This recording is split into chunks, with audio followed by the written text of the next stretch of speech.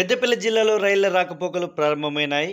Offline trial run success కాగా కాసేపట్లో down లైన్లో ట్రయల్ రన్ చేశారు. 24 గంటల తర్వాత రైళ్ల కదలికలు ప్రారంభమైనాయి. పెద్దపల్లి గూడ్స్ రైలు పట్టాలు తప్పడంతో 24 గంటల పాటు నిలిచిపోయిన రైళ్ల రాకపోకలు ఇప్పుడు ప్రారంభమైనాయి.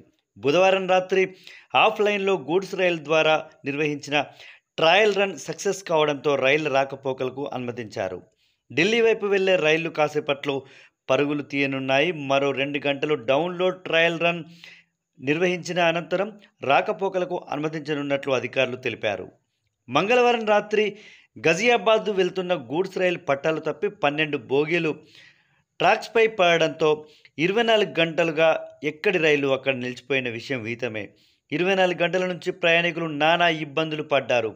రేపు మధ్యాహ్నం కల్లా సెంట్రల్ రైల్ మరమ్మతులు పూర్తి చేసి రైళ్ల రాకపోకలు కొనసాగిస్తామంటూ అధికారులు పేర్కొన్నారు.